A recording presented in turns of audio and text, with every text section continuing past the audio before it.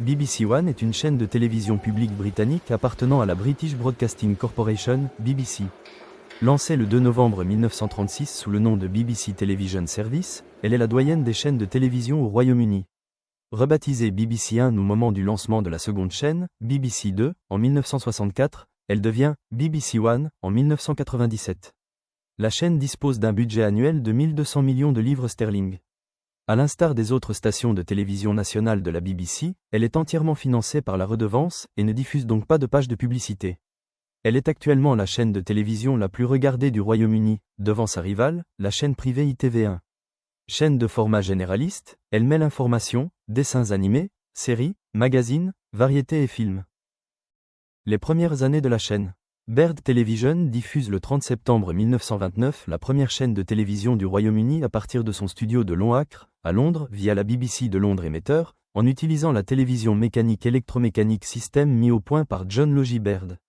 Ce système utilisait une image verticalement scannée de 30 lignes, la résolution juste assez pour un gros plan d'une seule personne, et avec une bande passante assez basse pour utiliser les émetteurs de radio existants.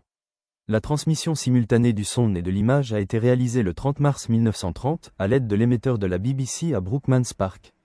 À la fin des années 1930, 30 minutes de programme étaient diffusées le matin du lundi au vendredi, et 30 minutes à minuit les mardis et vendredis, puis la BBC cessa d'émettre.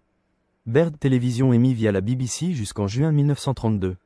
La BBC a commencé sa propre programmation régulière du sous-sol de la Broadcasting House, à Londres, le 22 août 1932. Le studio a déménagé dans des locaux élargis au 16 Portland Place, toujours à Londres, en février 1934, et continuait d'émettre les images de 30 lignes, portées par ligne téléphonique aux ondes moyennes émetteurs à Brookmans Park, jusqu'au 11 septembre 1935. Étant donné que le temps passe, les systèmes de télévision entièrement électroniques rendirent les émissions électromécaniques obsolètes. Après une série de transmissions d'essais et d'émissions spéciales qui ont commencé en août, la transmission régulière de la BBC a officiellement repris le 1er octobre 1936, d'une aile convertie d'Alexandra Palace à Londres, comprenant 2 studios, des décors différents, de nouveaux locaux de diffusion, vestiaires, bureaux, et même le transmetteur, diffuse désormais en bande VHF. La télévision de la BBC utilisait 2 systèmes, toutes les 2 semaines, le 240 lignes de Baird et le 405 lignes de Amy Marconi, faisant de la BBC le premier service de diffusion en haute définition du monde, diffusant du lundi au samedi de 15h à 16h et de 21h à 22h. Le 405 lignes fut définitivement retenu en février 1937.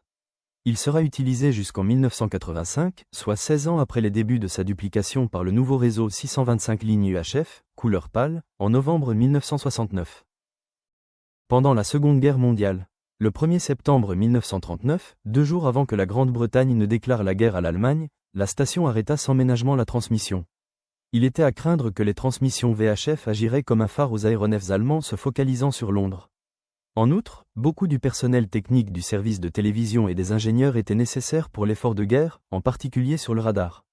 Le dernier programme diffusé est une Mickey Mouse caricature, Mickey's Gala Première, qui a été suivi par les transmissions d'essais et une annonce du calendrier de l'après-midi, qui n'eut pas lieu. De l'après-guerre à aujourd'hui, la transmission reprit le 7 juin 1946 à 15h. Jasmine Bligg, une des présentatrices d'avant-guerre, dit tout d'abord « Good afternoon everybody.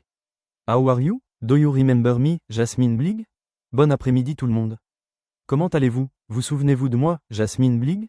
Dans les années 1950, le siège de la BBC déménage à White City, où elle se trouve encore aujourd'hui. La chaîne est rebaptisée BBC 1 quand BBC 2 est lancée en avril 1964. En 1955, l'arrivée d'ITV stoppe le monopole de la BBC sur le marché audiovisuel anglais. La période la plus fructueuse pour BBC 1 en termes de part d'audience fut celle sous Brian Cogill entre 1974 et 1977, lorsque le canal atteint une part d'audience moyenne de 45%. Cette période est encore considérée par beaucoup comme un âge d'or de la production de la BBC, avec un très haut niveau atteint à travers la gamme complète des séries, des feuilletons, des jeux, des divertissements et des documentaires de la BBC. En 2003 fut lancé BBC 3.